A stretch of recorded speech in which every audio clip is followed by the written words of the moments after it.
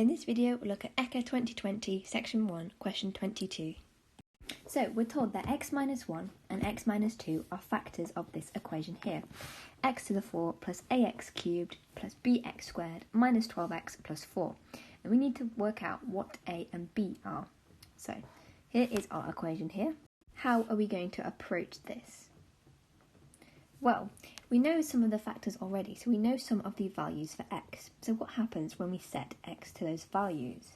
So let's have a go. We know that x is going to equal 1 with this as a factor. So setting x as 1, we can substitute this in here and work out some values for a and b.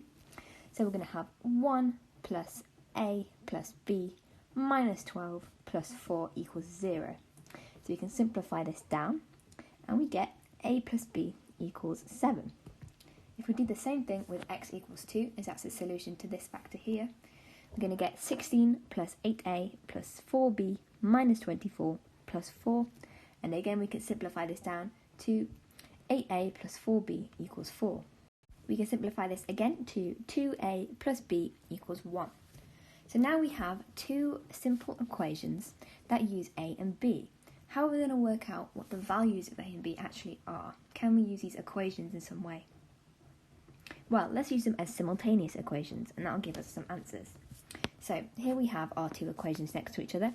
We don't have to do any editing here because we have our b term, which is the same in both equations. So what shall we do? Let's take our red equation away from our blue one. We get minus a equals 6. So a must equal minus 6. And now we have our a value. All we need to do is substitute it back in to get our b value. So let's use this equation, a plus b equals 7. We know that a is minus 6, so b minus 6 is 7, and therefore b is 13. So now we have both of our a and b values, we can find our final answer to be answer B.